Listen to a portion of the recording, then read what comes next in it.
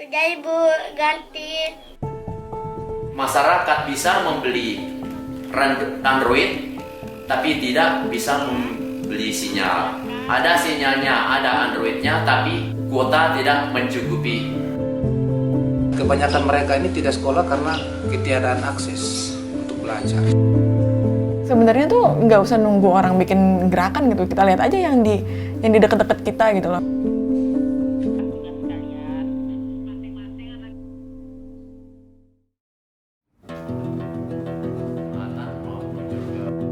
Saya Bribka Thomas M.W. Radiena. Saya berdinas di Propam Polres Kupang Kota, Polda Nusa Tenggara Timur.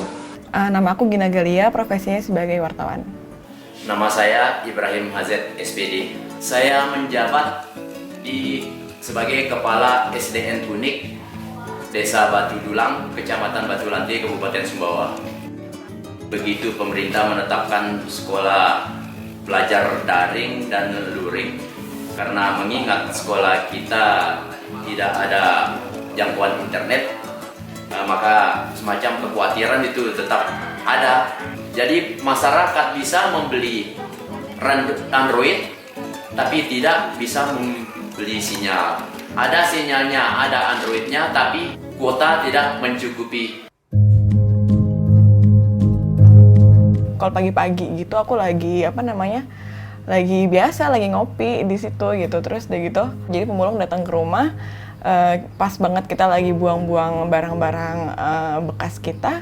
Nah terus pemulung ini minta handphone gitu. Oh jadi ternyata buat apa? Buat anaknya belajar di rumah. Ya udah terus kepikiran gitu pas lagi ngopi, apa ajakin teman-teman wartawan ya untuk bikin gerakan nyumbang handphone bekas gitu. Pada suatu saat saya hendak pergi ke kantor pagi, ada seorang anak bersama orang tuanya. Kebetulan orang tuanya ini tukang ojek yang baru saya tahu.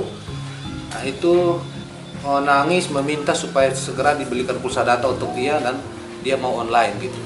Tapi orang tuanya itu mengatakan bahwa dia belum dapat uang karena belum dapat penumpang. Jadi saya langsung dengan sendirinya saya suruh masuk ke rumah, panggil teman-temannya dan menggunakan wifi secara gratis yang telah saya pasang.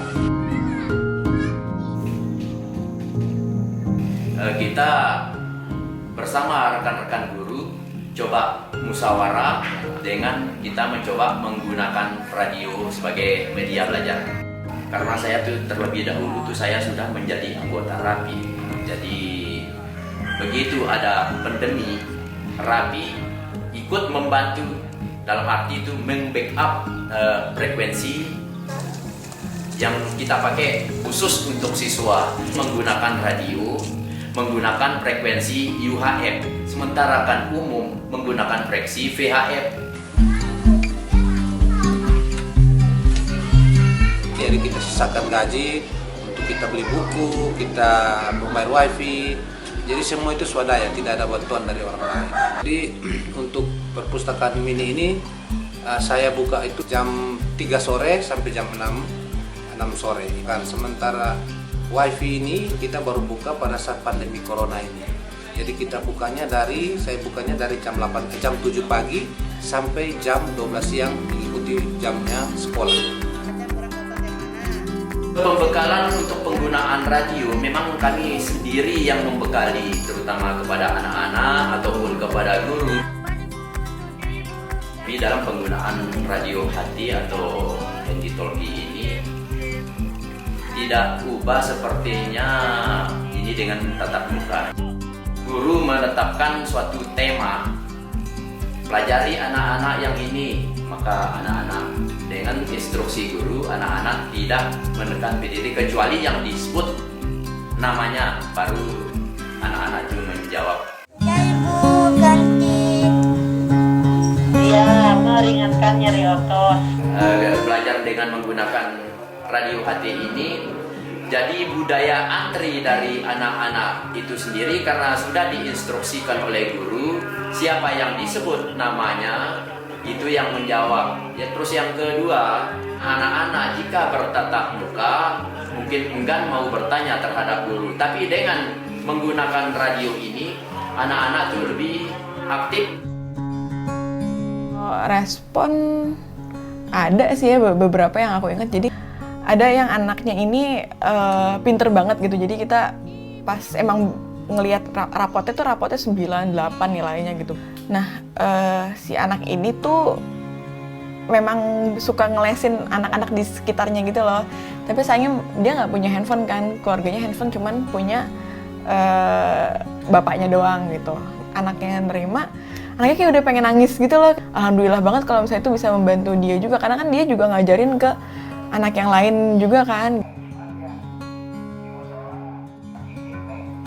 Untuk kita ke depannya memang saya sih berharap saya tidak akan berhenti sampai di sini. Ke depannya kami akan membangun suatu stasiun radio FM sebagai radio belajar mengajar atau radio komunitas. Jadi nanti kita akan mengadakan siaran radio pendidikan. Di mana apapun yang kita lakukan atau kebijakan atau keputusan harus ditunjang dengan jalan keluar, atau apa yang kita harus lakukan setelah keputusan itu kita berlakukan, apa yang kita harus antisipasi sehingga tidak terjadi kebuntuan seperti itu. Sebenarnya tuh nggak usah nunggu orang bikin gerakan gitu, kita lihat aja yang di dekat-dekat kita gitu loh. Menurutku ini bisa menyambung pemerintah yang emang lagi menggodok kebijakan itu. Ya kita bisa mengisilah kekosongan itu.